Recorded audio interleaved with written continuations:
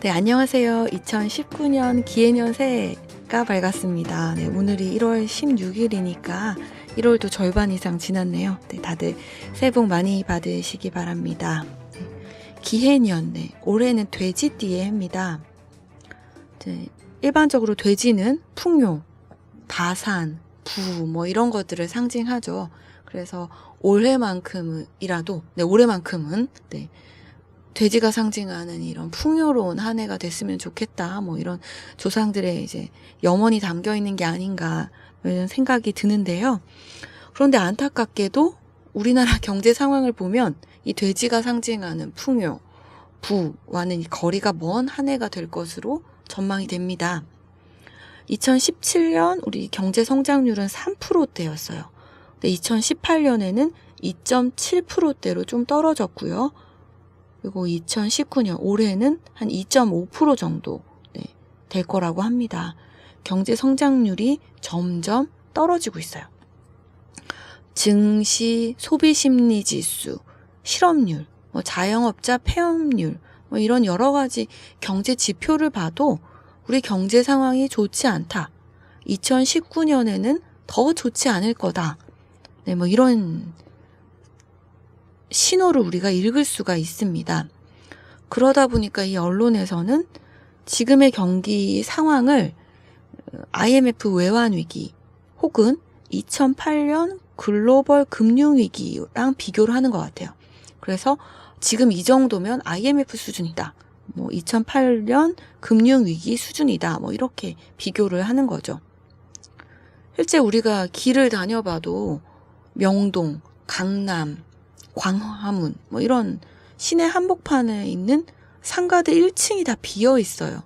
임대문의라는 딱지가 붙어 있는 것들 많이 보실 것 같아요.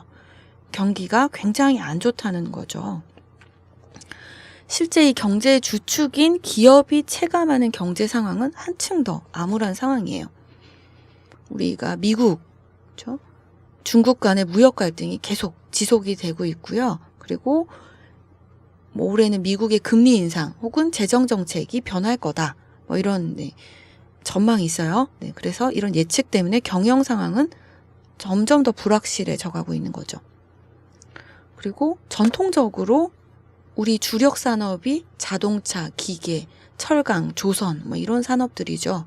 이런 산업들을 뉴스에서 많이 들으셨겠지만 이런 주력 산업들의 경쟁력이 점차 약화되고 있어요. 작년에 우리가 수출 흑자를 이루었는데 그게 다 수출의 그 20%를 차지하고 있는 반도체 덕분이었다고 하죠. 2019년에는 이 반도체 실적도 주춤할 거다. 이런 전망이 나오고 있습니다. 이러다 보니까 이제 기업에서는 우리 좀 기 좀 살려달라.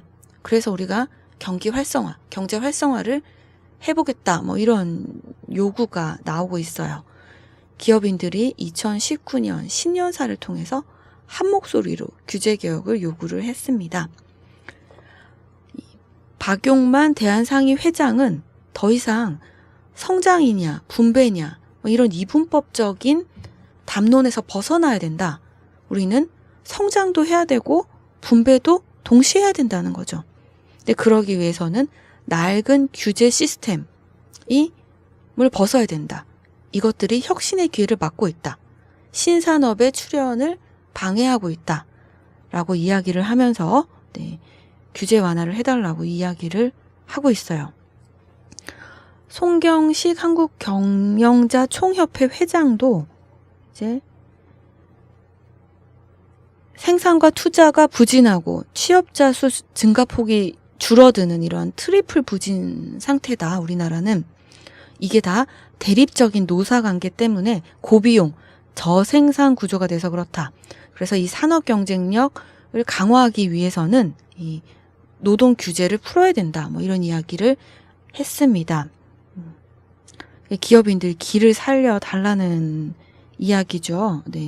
허창수 정경련 회장도 최소한 외국에 있는 기업이 할 수 있는 것은 우리 기업도 할 수 있게 길을 터줘야 된다.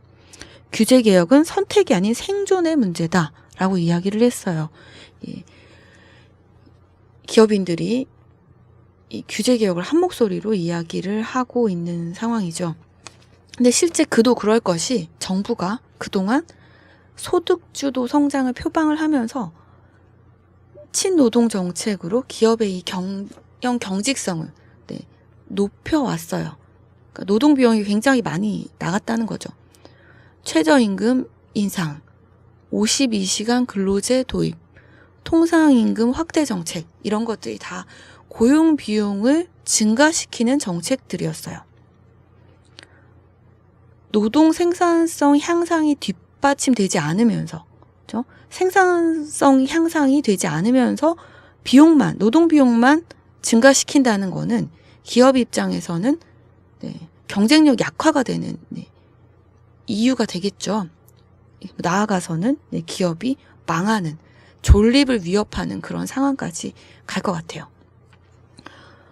우리나라 근로자의 70%가 서비스업에 종사를 하고 있는데 우리나라 서비스업의 그 노동 생산성 지수를 보면은 OECD 국가의 최하위 꼴찌예요. 이렇게 생산성이 높지 않은데 노동 비용만 계속해서 높아진다. 당연히 기업의 경쟁력 약화가 되는 그런 결과를 초래하겠죠. 노동 친화적인 정책이 아니라 시장 친화적인 이 정책들이 좋은 일자리를 늘리고 이 기업의 투자를 활성화할 수 있는 비결입니다. 또 기업인들이 요구하는 또 규제 철폐도 시급한 문제예요.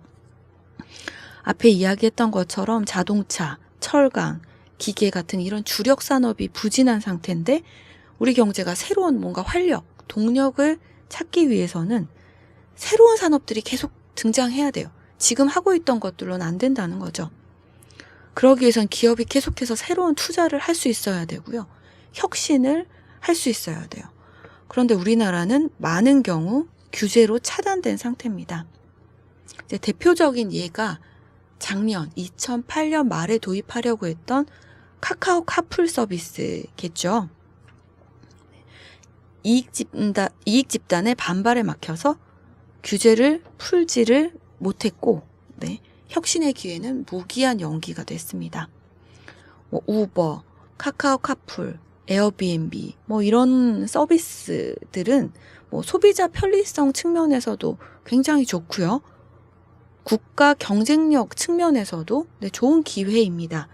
그러니까 이런 부분에서 우리가 규제를 완화할 필요가 있겠죠. 우리 기업이 친노동 정책, 규제 이런 것들에 발목 잡힌 사이에 경쟁국들은 새로운 기술, 창의적인 아이디어 이런 것들을 기반으로 혁신을 계속해서 꾀하고 있어요. 우리나라가 의료기술이 굉장히 의료기술 수준이 굉장히 높은데 지금 원격 의료는 규제 때문에 불법인 상황이에요. 미국, 일본, 캐나다 같은 이런 선진국뿐만 아니라 우리보다 의료기술이 처지고 있는 중국의 알리바바, 텐센트 같은 기업들도 이미 원격 의료 시장에 진출한 상태예요. 근데 중국보다 이 뛰어난 의료기술 수준에도 불구하고 이 원격 의료 서비스에 우리는 뛰어들지 못하고 있는 거죠. 중국 기업이 가능한 것, 외국 기업이 가능한 것은 무엇이든 한국에서 가능하게 해달라. 이런 기업인들의 주장을 우리가 유념해야 되는 이유가 여기에 있는 겁니다. 근데 안타깝게도 20대 국회에서 기업 관련된 법이 1,500개 정도였는데 그중에 55%가 규제 법안이었다고 해요. 올해는 좀 규제 완화가 되는 그런 한 해가 됐으면 좋겠습니다. 이 글로벌 경쟁을 하고 있는 우리 기업에게는 혁신은 이제 이미 선택이 아닌 필수입니다. 혁신의 과정에서 근데 기존의 산업을 대체하게 되므로 반드시 우리 사회적 저항에 부딪히게 되는 거죠. 우버나 카풀 서비스는 택시기사의 일자리를 위협을 하고요. 에어비앤비는 여관, 호텔, 모텔 같은 이런 숙박업의 생존을 위협을 하겠죠. 이렇게 사라지는 일자리들 곰곰이 생각해보면 낙후되고 생산성이 떨어진 산업에서 일어납니다. 근데 반면 우리가 혁신을 해서 생겨난 일자리는 경쟁력이 있는 기업, 경쟁력 있는 일자리, 좋은 일자리들이에요. 즉, 경쟁력 낮은 일자리가 사라지고 좋은 일자리가 생겨나는 셈이죠. 근데 고통스럽지만 우리가 이런 과정을 감내해내야 우리나라가 선진국 문턱을 넘을 수가 있어요. 새해에는 규제보다는 혁신이, 그리고 친노동 정책보다는 시장 친화적인, 소비자 친화적인 정책으로 우리 경제, 우리 기업이 활력을 되찾았으면 좋겠습니다. 그래서 이제 돼지가 상징하는 부, 풍요 이런 것들이 우리 경제에 구석구석 흘러들어서 지금 우리 연초에 전망하고 있는 이 모든 부정적인 경제 전망들, 이런 것들이 모두 빗나가는 한 해가 됐으면 좋겠습니다. 모두 오늘 좋은 하루 되시기 바랍니다. 감사합니다. 시장경제의 중심 자유기업원